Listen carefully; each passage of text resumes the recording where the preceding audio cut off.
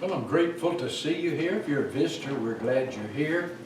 Just think the world of you. And if you have a child or children, don't matter if they cry a little or but whatever, it doesn't bother me at all. I've been around children all my life, and they're wonderful. Boys, God can grow up to be men, and the girls, God can grow up to be women. And so that's the source, you see. Let's see, Dot and I were here all day yesterday, pretty much all day. We handed out a lot of our little flyers for this coming up VBS, or time for the children, so we passed out a lot of those. And today you pick up some when we have our lunch together, and you're invited to our lunch, and we'll continue to put them out. We put them into a number of businesses. I noticed we ran across some business that was had some already, so we just went ahead and gave them some more and all, but it was really something good, something great. I can see that a lot of times when we come together as a group, there's a feeling of great rejoicing, and I greatly rejoice with the idea that of those 4 that were immersed into Christ, that 2 of them were children, grandchildren really, Vern and his wife Cindy. And I know they rejoice because that was something very special that happened. And I'm happy also that we are still coming together. Our building is coming together, and that's nice, and we're eating together, and it's something that's special. We made visits last night and helping some maybe come our way and be a part of us, and we'll see how that works out in time. But sometimes loss weighs heavy on our hearts. We can have a broken heart over a loved one that has died, and I know how that can work, and I pray for those who have lost a loved one here in the last few days. Pray that they will be comforted through Christ Jesus. Amen. Dot and I will be leaving, Lord willing, tomorrow about noon to spend a few days with our children, grandchildren, and some of Dot's family up in Chattanooga. They don't come our way, but we go their way, and we're happy to be able to do that. And so we'll be back next Sunday, so don't plan on missing preaching, but anyway, it's been good. Summertime, I've preached in a lot of places, and I've remembered to talk about the congregation here in every place, and I've also remembered to talk about Sunset, where we train preachers. And hopefully it'll be something that will bring about good tidings when we have our dinner in Houston on September the 8th. I want all of you to come to that dinner. It's all paid for, and it's going to be good because we're going to have a converted Muslim that will be our speaker. And he preaches in, shall we say, Detroit area, and he's a great man of God now. And we just see this thing opening up in a very special way. Today I'm going to speak concerning the book of 3 John. 1st, 2nd, and 3rd John, a trilogy that really built around the close of the 1st century, and a lot of the problems that we have in the congregations today were present then, and we just think in terms of the local church is God's idea. I don't know when, but maybe pretty soon I'll start preaching a little bit through 1 Corinthians, because it is a book that's really built around the idea of the local church. It gives us a lot of insight on the different congregations of the Lord's church as we look at that text. It's something that's very special. This trilogy that I'm looking at with you today in 3 John is very short. They're called postcard letters. I look at them as chapter 1.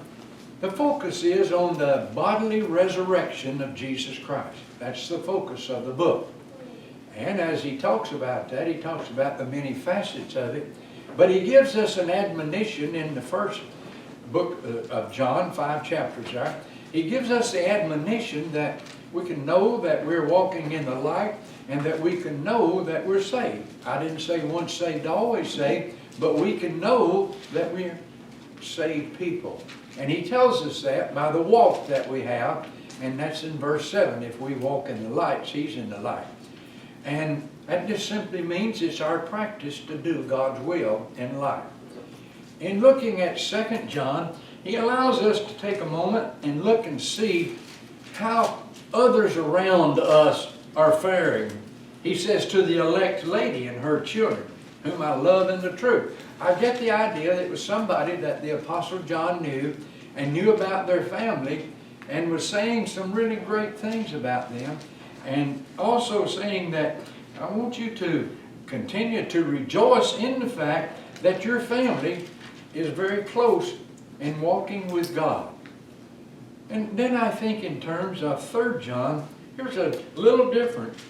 He allows us to look into a local congregation. I believe 1st, 2nd, 3rd John primarily were written in the Church of Christ in Ephesus. And so in looking at that, we can look at that congregation. More written to the church in Ephesus than any other city that I can remember the writings being about in the Bible. In this particular text, I noted that the battles for truth and the battles against apostasy are fought in the home, but especially in the local church. He talks about the home in chapter 2, not chapter 2, 2 John. And he talked about the home there. But here he's talking about the local church. And so as I look at this text with you, I put 3 John gives us a glimpse into an early assembly of the church, its people, and its problems. 3 men are discussed that were part of the congregation there in Ephesus. The first fellow that we read about, I'm going to begin our reading in 3 John. He says, the elder, that's John the writer, to the beloved Gaius, whom I love in the truth. Beloved, I pray that you may prosper in all things and be in health, just as your soul prospers. For I rejoiced greatly when brethren came and testified of the truth that is in you. Just as you walk in the truth, I have no greater joy than to hear that my children walk in the truth. And I started to stop and think about this guy, Gaius. He was quite a guy. I don't know whether he was an elder in the Lord's church there or not. I think there's a possibility that he could have been. But I do know this, he was a faithful worker in the church, and we learned some things about him, but we learned from him that he is a church encourager. Someone that's always encouraging the brethren. It could be a male or female. In the text here, it's a man. And John writes, and he's going to come and see them personally, but he says, I'm really happy to see that you and your family are in the truth. You walk in the truth, and your children do. And he continues to say about Gaius here, he says, beloved, you do faithfully whatever you do for the brethren and for strangers, who have borne witness of your love before the church. If you send them forward on their journey in a manner worthy of God, you will do well, because they went forth for his namesake, taking nothing from the Gentile. We therefore ought to receive such that we may become fellow workers with him in the truth. He calls him in this text here, the well-beloved. I think that's a beautiful term. And a lot of times we talk about people that we know, and they're well-beloved by us and by other people who are doing the talking. And so I wrote down some of the qualities of this man as we look and see the men in our congregation. Which one of our men seemed to be this man? He was spiritually healthy. That's in verse 2, where John prays for his health and his soul. The spiritual health is mentioned here of Gaius, and it was evident to all. And I thought about, though our inward man is perishing, yet our inward man is renewed day by day, 2 Corinthians chapter 4 and verse 16. He was also a good testimony. That's in verses 3 and 4. This good man was blessed with God's truth. His example is to hear the word, to read the Word and to digest the Word. And the text says he opened his home and his heart and his hand in verse 8, that where something was needed, that it would be provided. And I noted then what motivated this man to help and be one of God's servants. His ministry, number one, honored God in verse 6. His ministry was a witness to the lost in verse 7. And God's church, the Church of Christ, is to bear that responsibility, not the world. I want to say a little bit about that. He talks about in that text there, the text says in verse 7, because they went forth for his name's sake, taking nothing from the Gentile.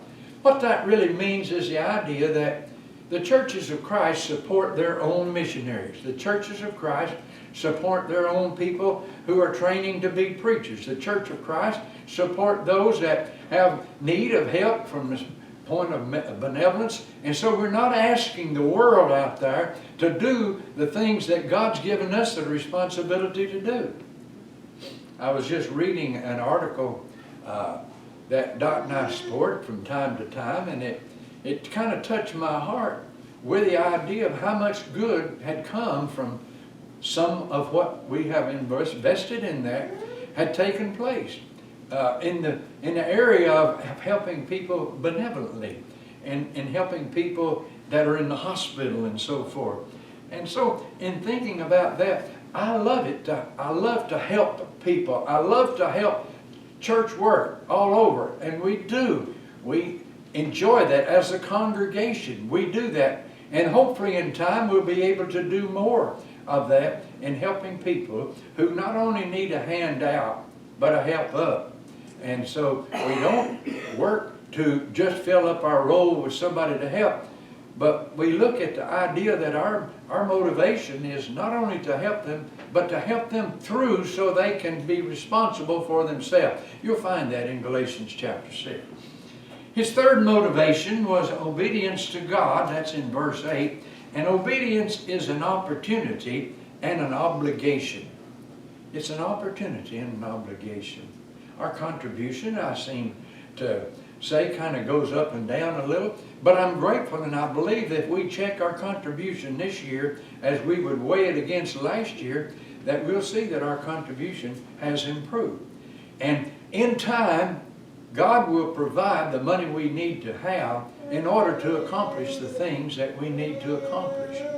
I would really like for us to get behind this training of these kids that are coming down. Jonathan and at 11 he's bringing down, and be out in our neighborhood and try to get those children that we know. And we were at 2 or 3 homes yesterday and doing that.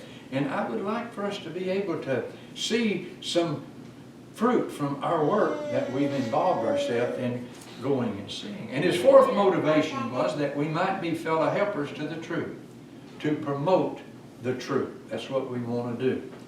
You know, sometimes promoting the truth means taking a Bible to somebody that doesn't have a Bible, especially in their language. Promoting the truth sometimes is to take food and give it to people who need something to get them through until they can get back on their feet again. And I thought about the idea of being fellow helpers to people out here in the neighborhood. We don't know those people.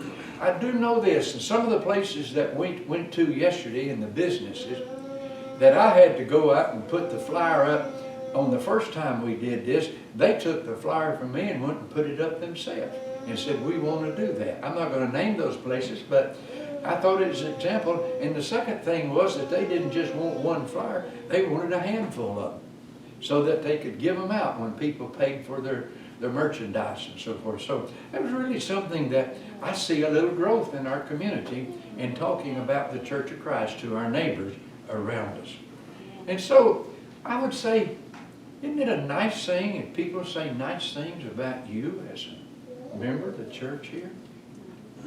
You know, what does a neighborhood where you live say about you? Or I thought about the people that you do business with. What do they say about you? And I think in looking at Gaius here, and his name's mentioned other times in the scriptures, but when I look at him, he was an encourager. I want to be an encourager. sometimes people kind of get a little bent out of shape if they cannot be the person who's recognized most of all for what they do. But God will see what we do is made known in the community. Now we got a little preacher back there. He's preaching on, so don't worry about that, all right? Now the second man we meet here, I guess every church could possibly have one of these. In verses 9 to 16, as we look at this man, his name is Diotrephes. I wrote to the church, but Diotrephes, who loves to have the preeminence among them, does not receive us. Therefore, if I come, I will call to mind his deeds, which he does, prating against us with malicious words. Not content with that, he himself does not receive the brethren, forbids those who wish to, putting them out of the church. Beloved, do not imitate what is evil, but what is good. He who does good is of God, but he who does evil has not seen God. And so, this man here, I jotted down a few things about him. It reminds me of a story of something that happened to a preacher one time, and I see no reason to bring up his name, but he was interviewing for a preaching job here in the state of Texas, and said when he went into the house to visit with one of the leaders in the church, that the guy asked him to sit in this chair right over here. So the guy then had a light. You seen one of those lights that bends way over and it's a spotlight? He turned that spotlight right on the preacher so that he could see every move the preacher made. And he made that preacher feel terribly bad because he was talking about all the bad things that he knew about preachers. Now, I'm going to say there's some bad preachers around, even today. I don't want to be one of those, and I don't want you to be one of those. You train preachers here. We don't want that to be the way that it is. But this guy, I call him what I call a dictator in the church. It was my way or the highway for this man. He wanted to be the boss rather than a servant. And so, a lot of times we use the term toward elders as being the boss. I hope we're doing that in a kidding way, because they're really not the boss. They're under shepherds. They're those that would be the servants, the greatest servants. Here's what it says about him, with the idea of him wanting to be the boss rather than a servant. He would not receive or welcome the Apostle John. When John used that text there in verse 9, he made a statement to the fact that he says in verse 9, I wrote to the church, but Diotrephes, who loves to have preeminence among them, does not receive us. All right, that's John and other people, I gather, that were like Yasko. He wants to control, and if he doesn't get his way, why, he doesn't care what happens. I put number 2, he lied about John. He was bringing false and empty charges against us in verse 10, if you'll notice that as we look at the text. Therefore, if I come, I'll call to mind the deeds which he does, prating against, there's that word, us, with malicious words. And not content with that, he himself does not receive the brethren. And I noted here then number 3, he rejected not only John, but also John's associates, breaking fellowship with one because of his circle of friends in 3 John 10. So he marked with discipline those who disagreed with him in verse 10, and he used the idea of guilty by association. And so church members who received John's message, John's associates were, he would run them off, dismiss them in the church. I had a similar circumstance by a preacher that I knew one time. He was one that spoke in a different language, and I'm not going to identify him other than saying he was a guy that was really a good soul winner. He could get out, and he working together converted a lot of people of the nationality that he was, a whole lot of them. And so there was a great growth there. A number of people, about 30 I suppose, were converted to Christ. But something happened to this preacher, and this preacher then began to contend with the members, because if someone in the congregation had a blessing, he would get up and condemn that member because he didn't share it with him, the preacher. And I can tell you stories that'll make you fall out in the street laughing how he would do that. I remember one time I was preaching a funeral for one of those, and one of the members there is hotter than today.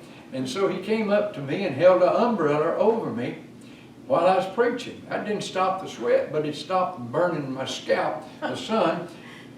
But the preacher got really mad and got up and blessed the congregation out because nobody had ever come and held an umbrella up over him when he was preaching. Well, first of all, he had not preached outside in the sun. And secondly, what difference does it make what happens there? But that was jealousy in there, and that was kind of being a dictator. But kind of being a dictator runs your members off. Preachers better watch that. Elders better watch that. And so I just thought here, this guy here had a problem, but he exists in churches from time to time. We know who he is, but we don't want to upset him because we don't want him saying something about us or running us off, you see. And so preachers can threaten you. I'm not going to do that. I know we're all struggling to obey the gospel. We're all struggling to be kind to our neighbor. We're all struggling to be present for worship service. We're doing that because it's an important thing to do. And if I have to spend all my time looking at my back to see who's going to get me in the back, I don't want to do that in a place where I work. I want people to come together and worship because they're commanded to by the Lord, and also because they find it a great joy to be together with their brothers and sisters in Christ. And they find it to be a wonderful thing to just be able to please God through worship. There's another fellow here in this text. I continue reading, beginning with verse 11, where he says, "Beloved, do not imitate what is evil, but what is good. He who does good is of God, but he who does evil has not seen God." Demetrius, that's our next fellow here, has a good testimony from all and from the truth itself. And we also bear witness, and you know that our testimony is true. I think in the congregation we need a lot of Demetriuses. These are people who just love God, love their brethren, enjoy being together, enjoy telling people, "Good to see you," telling people you did a good job, telling people preach the word. That's a good thing, and that encourages us. And I thought about this fellow here. I thought from Philippians chapter 4 and verse 9, he tells us in that text, actually it starts in verse 6 in chapter 4 of Philippians, but in 6, 7, 8, and 9, he talks about how to get rid of worry. He talks about how not to worry about things. He talks about, here are some things that will help you have peace in your mind, peace in your life. And this guy was a peacemaker, Demetrius. I really believe that he was. He's working to try to encourage people. Just a telephone call. "How are you doing? Are you feeling all right?" And you know, sometimes we can't get to everybody, but the phone really works good. Right now I'm working on a project for our dinner. We have a council in the Houston area, and our council consists of 10 people. And what we do is we do the legwork for these dinners like we're having. Well, Brother Truett Adair called me and said, "Bill, I want you to put together a breakfast before we have that meeting on that night so I can encourage all the counselors there." So he'll fly down here. I'm about 2/3 through calling all the people, and we'll have a morning together a week or two before we have the workshop, wherein that we can encourage each other. But that Truett, who is the man who is the CEO, we call him the president of our school, to encourage them. I'm going to come down there and thank them for what they do. And I can call all these men by name, and their families work together with us. But good things don't just happen. Somebody has to make them happen. And Demetrius, I believe, was that kind of guy. Because I noted here in Philippians 4:9, "Be ye followers of me, even as I also am of Christ." Philippians 4:9. So Peace that passes understanding comes by a good prayer life in 6 and following, a good thinking as far as verse 8 in Philippians chapter 4, and having a good mentor, having a good brother that will encourage you. And I believe that Demetrius would do like Vern or Jackie or Brett, going up and kind of putting their arm around you and say, well, we're really glad that you're here. We're glad that you did this, kind of know what's going on. You know, we don't want leaders who, a big group comes running by and everything, and pretty soon this one guy said, did you see the group go by? And the guy said, yeah, they went that way. And he said, well, what are you looking for? He says, I'm the leader, and I'm trying to catch up with you. That's not what we're looking at. What we're looking at is the idea that somebody is looking and seeing what's going on in your life.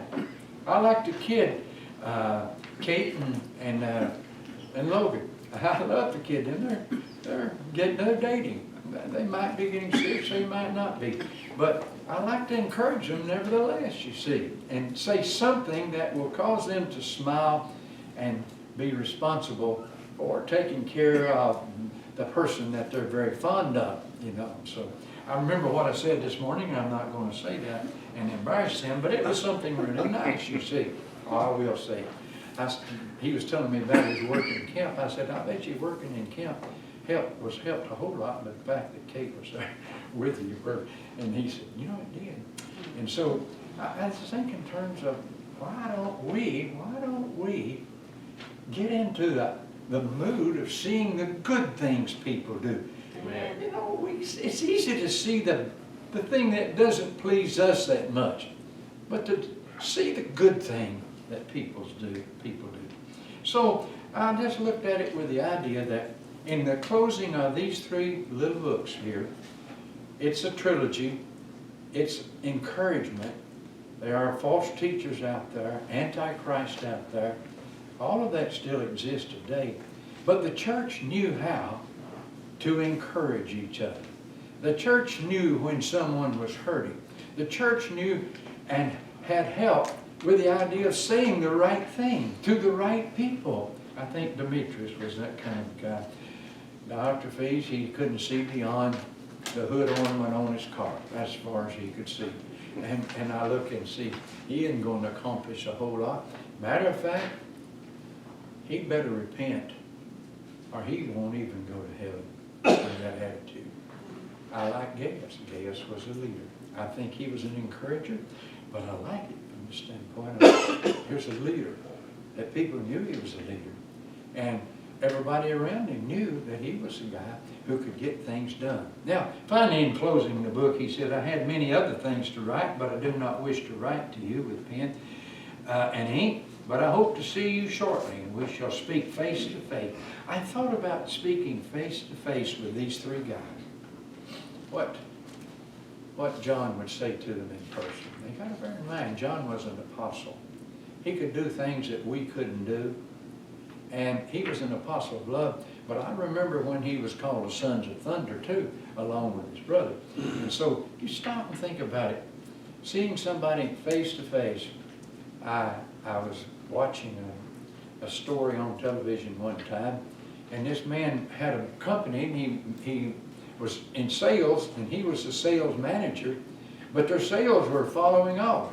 They were falling off.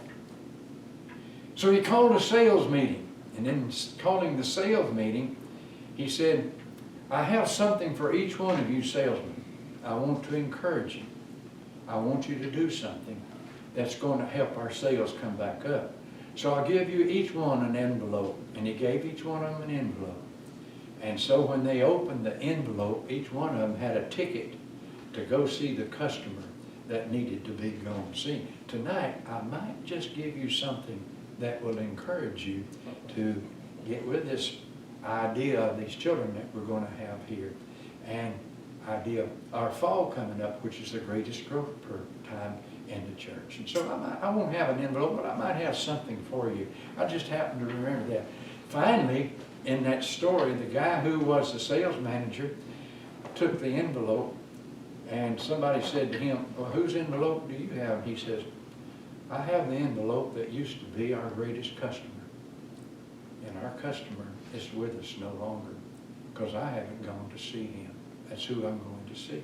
And so I think in terms of when somebody's absent, when somebody's hurting, when somebody needs somebody to encourage them, sometimes we're going to just have to get up and do things that we don't want to do maybe.